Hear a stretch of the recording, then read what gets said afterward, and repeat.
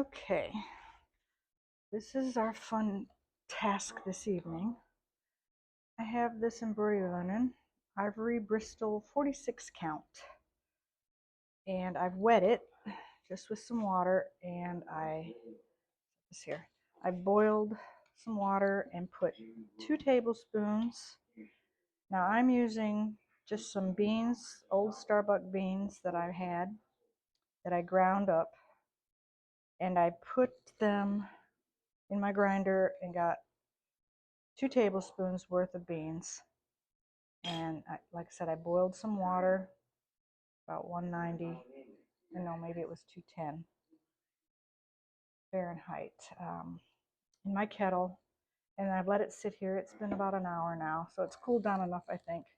I don't want to shrink my fabric. So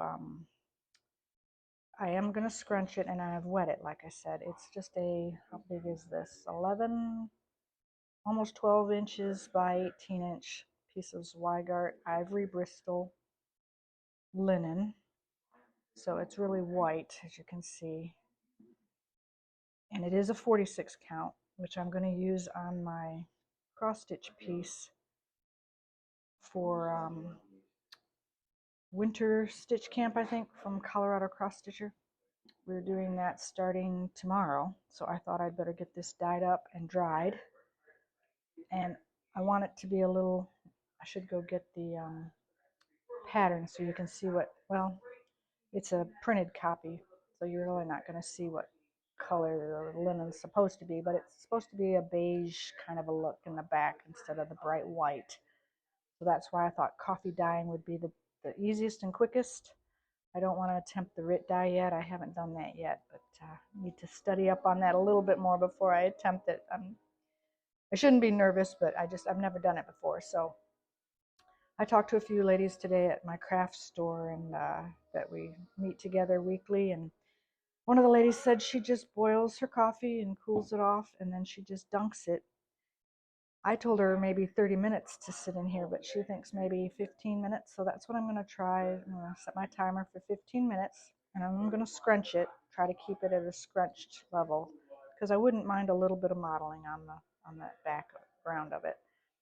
And I'm going to set it in the water and just kind of, I know like Priscilla and Chelsea, when you watch theirs, sometimes they spoon it over. But if I just set it in here, I'm hoping it'll be deep enough. I might have to add a little bit more water to it. And see, you can already see that it's soaking it up. So that's what I'm going to do. And I'll set my timer. I might add a little bit of water just so that it covers it. You can already tell it's changing it. Sorry about the TV in the background. But this is the only area I have to do this. I don't want to do this in my craft room. So I'm just going to add more water to it. And I don't mind getting coffee on my fingers. Normally, if you're doing dye, I know you're supposed to wear gloves, but I'm going to do it this way. I'm going to go set my timer, and we will come back in about 15 minutes, and I'll see if it needs another. I mean, some people let it sit overnight, but I don't want to do that. I just want it a little lighter. Let me set my timer here for 15 minutes. Let me go grab this pattern, and I can show you what I'm doing here. Let's see, right here.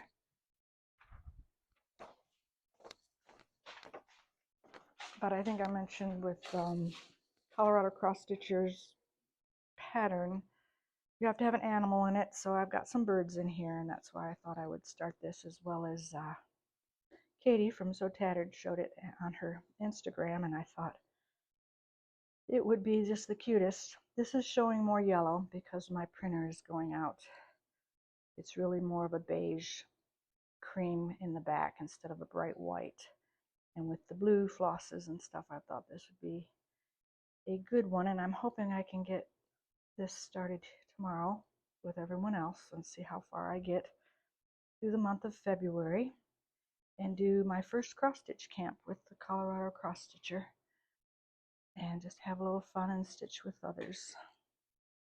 But as you can see, I'm going to show you here, over here out of the way. I don't want to get coffee on my paper. Turn it here. I'm going to use this little spoon to kind of dunk it a little, like I said. So we're going to let this sit here for another 13 minutes or so, and then I will come back and show you what it looks like. Okay, it's been a little over 15 minutes maybe. So I'm going to take this out and give it a rinse just to see. If it's too light, I might have to do it a few more minutes. But it's totally cold, so that's good. I'll try to keep, and there is some coffee on it, so it'll get rinsed really good here. I'm not sure if you're seeing this or not. Yeah, I'm thinking it's going to need at least another 15 minutes. It's a little more beige. I mean, it's not as white as it was. I don't have one to compare it to. So I am going to wait another 15 minutes or so. Give it a good dunk. And there was something, you know what I could do? As a weight, I'm going to get the tea out of here. Set that there. Just so that it stays down in the water, maybe. I don't know. I've seen people use that just to keep it in the water for another 15 minutes. So we will be back, and hopefully 30 minutes will get it a little darker. I don't want it super dark. I know you can leave it in overnight, but I think maybe the 30 minutes will be enough, but we will see. Okay, just a couple notes. I wanted to share, I pretty much found a website called The Spruce Crafts. Let's see if I can get in here, move this over. And oops, sorry, I almost knocked the camera over. And I was reading about dyeing coffee fabrics here. It's called The Spruce Crafts. I don't know if you can see that. And they say to add just a splash of vinegar to the color once you get it as dark as you want it. So I just have balsamic vinegar, but it's vinegar, so I'm thinking it'll work. Like I said, this is an experiment, so we're just doing all these little tips. But if you want to go to thesprucecrafts.com, that's where I found this tutorial. And just kind of following the instructions. Wooden spoon, vinegar, large bowl, coffee. And it also mentions for modeling, I think it was down here somewhere, you can also scatter and rub wet coffee grounds or tea grounds, I'm assuming would be all right too, and let that sit on the fabric for a while. And it can have more splotchy kind of a look. So I might try that with the tea grounds here in a minute. We still have, looks like, can't read that far, maybe 8 minutes left for a good 30 minutes. And that's kind of what this article also says, is if you just want a light kind of a tan, and that's kind of the color I'm going for, not bright white, but a yellowy tan look. And they say you can pop it in the dryer if you want, but I am going to do the 200 just to see if I can get a little bit of modeling on it, like I said. So those are just a few tips I wanted to share, and where I got most of my information. And like I said, most of it's just experiment. So let's see, about 7 minutes or so I'll be back. Okay, I'm back for a minute here. Still got 6.5 minutes on the timer, and this is what the fabrics are looking like. But while I waited, I didn't also tell you that I used 2 tablespoons of coffee, but I also used 2 cups of water in here, and then you see me add a little, maybe it was a half a cup more, or maybe another cup. So maybe about 3 cups of water is in here is what I did if you're going to try this method. I have no idea what it's going to turn out like, but I wanted to share my first experience, but I want to turn you here. Let me get this back here. What I've done is got some tea because I'm hoping to put a little bit of modeling onto this. And if I can, I'm going to put it on this tray. I just put one of those silicone mats here, and I'm heating. I don't know if you can see over there. Take you over here. Heating my oven at 200 degrees. Since it's 7:30 almost here at night, I can't really take it outside and let it air dry, so I thought I would try the method where I've seen people put it in the oven on low and just I'll turn the light on and watch it. But I just took some tea out of my pantry, and I think it was 2 tablespoons also of tea, and you can see the color that we're getting there. I might just sprinkle on the tray when I get it on here in another. I'm going to see how dark it looks. I might want to keep it in there another 15 minutes for a total of 30 minutes in the coffee, and then I'll use a little bit of tea and see if that makes it different with the scrunching, and see what kind of modeling we get. But I have no idea what this is going to turn out like, but I'm going to try. Oh, that was my beeping of the oven for the 200 degrees. So it's ready to go in, but it'll be a few minutes, at least another 15 minutes. But we'll be back here in about 5 minutes to put it on the tray and maybe add a little bit of this tea to it and see what it looks like. Okay, timer says like 30 seconds before, so I stopped it. But what I want to do now, it's been 30 minutes total for this piece of fabric. Take this over here. We're going to rinse this.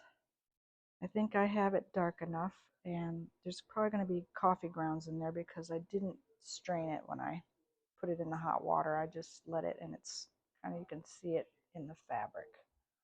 So we're going to go to the sink and rinse this really good.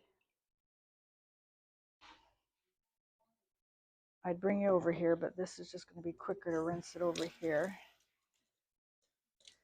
And it comes out, all the grounds go down. So I'm just getting them all off of the fabric. And making sure that you can see what it looks like after I've rinsed it. I did add just a splash of that vinegar. And you can see here the color that we have. And I'm going to lay it out here on this tray. And what I thought I'd do, since I had that tea, is, let me show you the strainer. I put some tea in the bottom of this, and I'm just going to blotch and see what happens. I can always rinse it, but see if we get like what I'm thinking. Not sure. And I don't want to get any of the tea grounds back on there, but like I said, I can always rinse it. And when it dries in the oven, maybe with that vinegar that I put in there, I'm thinking it might help set or get some bottoms. I also have what the tea was in, and I can actually just maybe close it and just do like a dab here and a dab there. It's strained pretty well though, because it's been sitting for a little while. So I'm hoping when it dries, we might get, you know, some areas that have a little darker. I don't know if you can see that or not. Kind of you can on the back. See what that's doing. So that's kind of what I'm trying to do here. And I probably don't need this silicone, but just to be safe, I want to do that. And then my other thought was to take the tea itself and kind of do that. And then maybe when I dry it, I can scrunch it. But I'm thinking the dabbing actually does it a little better than anything. And if you're not liking the way it looks on the other side, maybe rinse it and try again. I don't think it's going to hurt it any.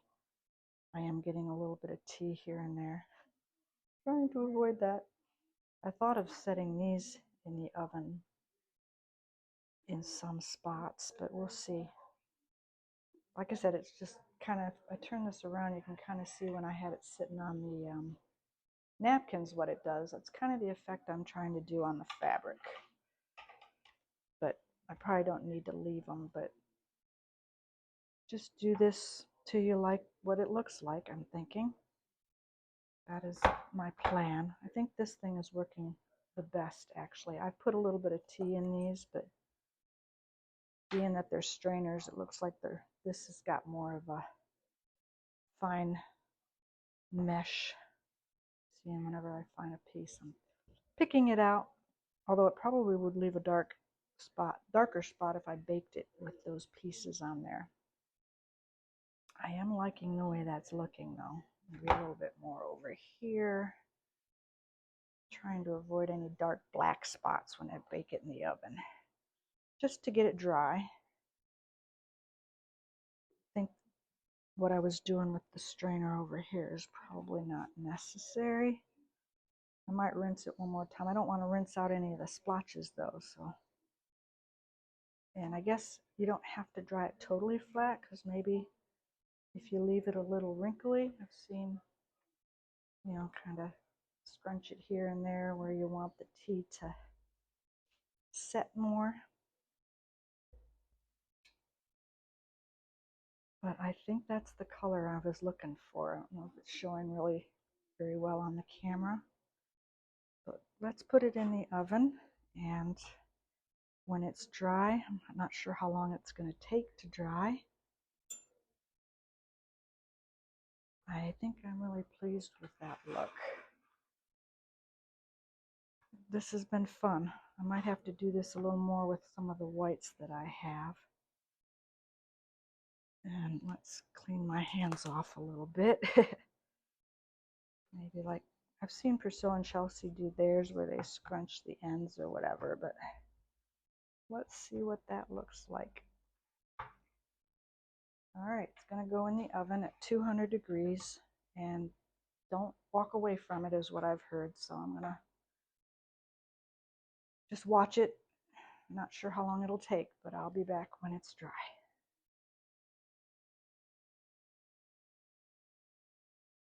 Okay, we are back. This time we're in the craft room because I'm heating up an iron. I think it's dry, but I'd like to iron it to get it flat again. But this is after 20 minutes in the oven. At the first 10 minutes I did 200 degrees. And then when it was 10 minutes, I opened the oven and took my tea blotcher thing that I was using and blotched it in a few more spots and let it dry again for another 10 minutes. But I also turned the oven up to 250 for those last 10 minutes. And then the timer went off just a minute ago after that 20 full minutes. And it feels dry to me, but I wanted to share the look that I got, but I thought I'd iron it as well so that you could probably see it a little bit better. Now, like right here, I'm feeling it's a little damp, and there's a few tea and coffee grinds that I will just kind of move with my fingers, but never doing this before. My first experience with any kind of dyeing my own fabric, but it was fun, I'll have to say that. And I also probably should have serged the edges before I did this, but I will do that afterwards. But now that this is heated, I'm going to go ahead, and I think I mentioned I did do the little bit of vinegar on the in the coffee after I rinsed it that first time, that first dunk. When I stuck it back into for the second dunk. It really was 2 dunks, I guess. I'll have to look back at my video to see exactly what I did. This is, it's getting there. But anyway, 2 dunks at, what was it, 10 minutes? No, it was 15 minutes, the first dunk. And then I went and rinsed it after 15 minutes and did a second dunk. And that's when I did the splash of vinegar to set it. It says to let it sit for like 10 minutes. And the edges got a little brown, which is fine. I didn't want them getting black, but I actually like that. Of course, the very edge you're not going to see anyways. But I'm thinking I might need some spray just to get the wrinkles out of this. I'm not sure what you're seeing, but you can kind of see the modeling in spots. And I am very pleased with that for the sampler. But I think I might need some, what do you call that stuff? Something Best. Oh, it's probably right underneath me. Mary's Best Press. Just to get these crunchy wrinkles out. See if that comes out a little bit better. Because I don't have to worry about the dyes coming out after I rinsed it and squeezed out all the coffee. Yeah, see, now it's getting flatter. So I do use Mary Ellen's Best Pressed. Best Press.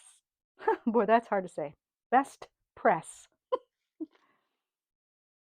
I should always remember that because that's my mother's name. Mary Ellen.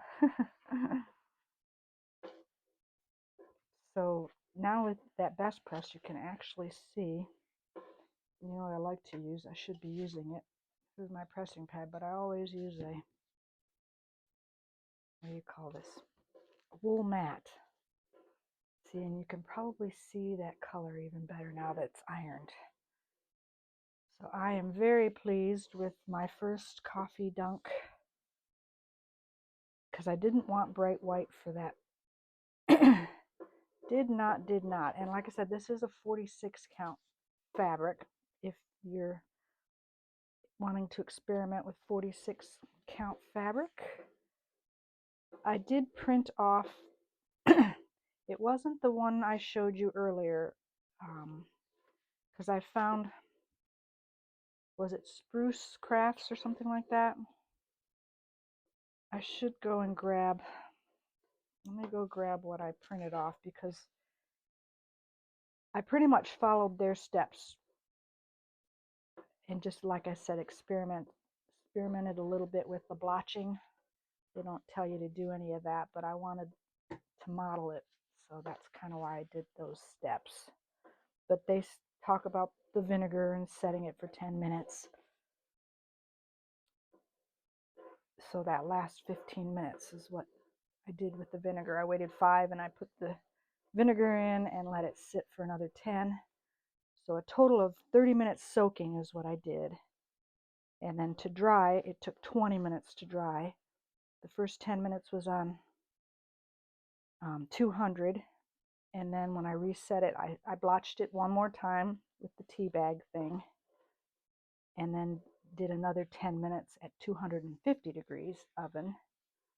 And now you're seeing me actually spray and iron it flat so you can see the modeling. And I am so pleased with this. I might be dyeing my fabrics from now on if I can do it this color. Because this is the perfect color for a lot of the patterns that I do. They want the cream tan color. And some of the fabrics I have don't have any modeling, but depending on what the sampler is, I like to see that. So I hope you're seeing what I'm seeing. This is just, I mean, it's flooring me what a little bit of coffee and a little bit of tea will do. And the lines, they're not, I thought they'd come out really blotchy looking, and they really didn't. They really didn't. Almost, yeah. I guess this is how most people that do this for a living, they figure it out. And then that's probably why you don't get the exact same look every time you dye, which is what makes it unique. So, and I've never stitched on a 46 count, so for that one, actually I'm moving, aren't I? Don't want to fall off the ironing board. So yeah, this is taking a little longer than I thought, but I do want to get the wrinkles out because I am going to be stitching on this tomorrow. I'm not sure if I'll do it in hand. Lately I've found myself stitching in hand and not putting it in a Q-snap. But when I put it in a Q-snap or a, what do you call those, nudge hoops, I tend to get cleaner looking stitches. Sorry for the noise, that's my little wastebasket down there I keep rubbing against. So this, once I get this corner dry, I'll hold it up for you. I've just got my iron not quite totally at high, but not leaving it sit for very long, but just making sure that where I've ironed is the very ends aren't very neat, flat, but I think it'll be fine for the purposes that I'm going to use it for. And they say on the instructions too, you can, instead of drying it in the oven, you can just iron your fabric when you get it the color that you want it. But with the modeling, I like the oven, knowing that it got this modeled look. I will probably just keep doing it that way. And it didn't take that long. I told myself around 7 o'clock this evening, oh, I need to get that fabric dyed, and I didn't know how long it would take. And it really didn't take long, because right now it's 9:45. I'm pretty sure. Clock is somewhere. I had to take it down to put my wall up. Oh no, it's only 8:20. So it took less than 2 hours. I guess if you're going to do a bunch, you might want a little more time, but I'm going to call this good enough. And I'm going to enjoy February's stitching.